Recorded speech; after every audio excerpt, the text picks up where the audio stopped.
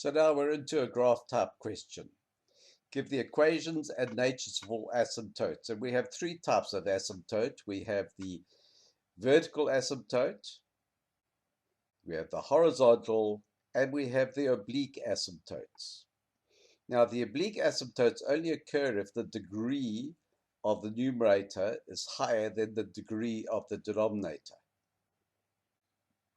And then we can do the long division, and whatever the answer is the oblique asymptote.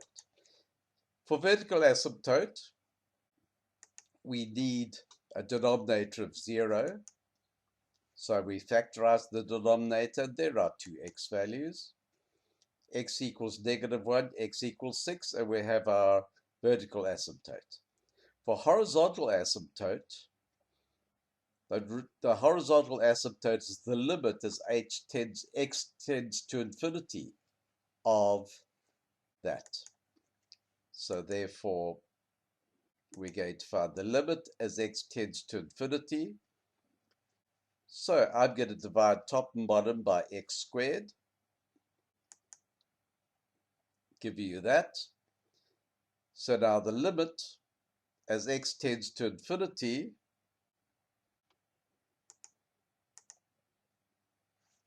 two, that goes to 0, 0, 0, 0. So we have 2 over 1,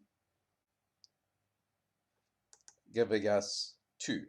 You can use L'Hopital's rule if you like, where what you're going to do is differentiate the top and bottom. So you'll have 4x plus 2 over 2x minus 5. And then you'll have to go a further derivative and end up with 4 over 2, which will give you your 2 as well.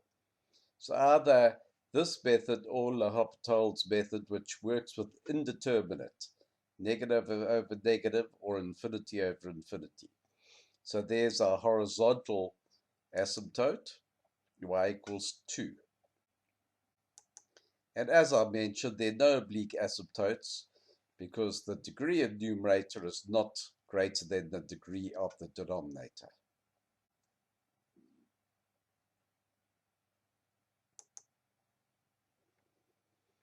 Now to prove that it's strictly decreasing.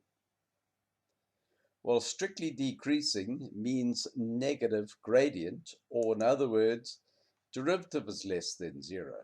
Derivative gives the gradient. So we're going to have to differentiate first, and this is quite a complex one because we're going to have to use quotient rule. Derivative of the top times the bottom as it is, minus the top times derivative of the bottom. All over the bottom, the denominator squared.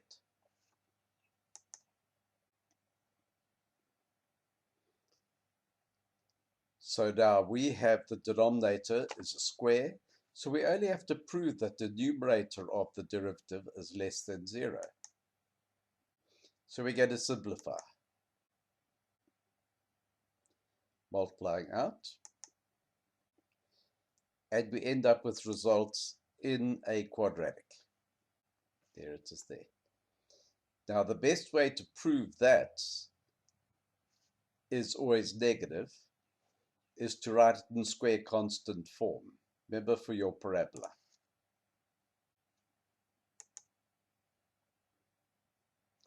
So we take out a common denominator. We take out the minus 12, so we have an x squared inside, so we can complete the square on it. For the other term, it's half of the coefficient of x plus 3/4 all squared, plus 9 over 4, and because we've added 9/16 as an extra term, we must subtract it. Then all I've done here is simplify, write those over a common denominator. That's 36 over 16 minus 9 over 16, giving you 27 over 16. And then we multiply back by the 12. And clearly, because this is negative, there's a maximum. And the maximum is going to be that number because the maximum of this occurs when the bracket is 0. So therefore the numerator has the maximum of negative 20 and a quarter, and as a square the denominator is greater than 0. F of x is less than 0. Remember we're doing f prime of x, sorry, f prime of x less than 0, which means that f of x is strictly decreasing.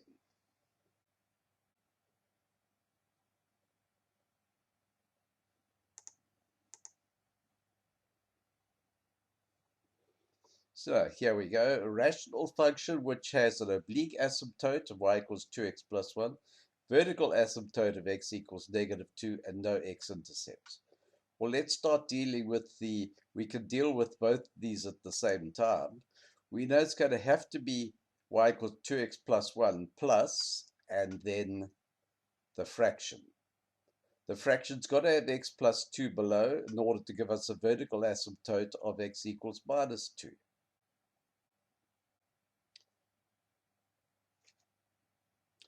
Now let's find a common denominator. Now I'm going to have to sort this out to make sure that it has no roots if we put this numerator equal to 0. So there it is simplified. Now from your core maths, for unreal roots,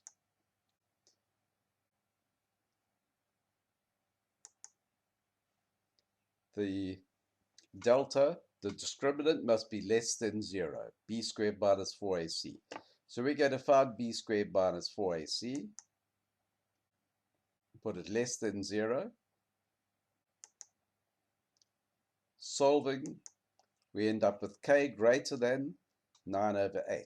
So any value of k greater than 9 over 8 will give you an acceptable answer. So, for example, k equals 2. There we are, if I substitute that there. So therefore, there's my answer. Of course, my constant can vary as long as it's greater than 2 plus 9 over 8.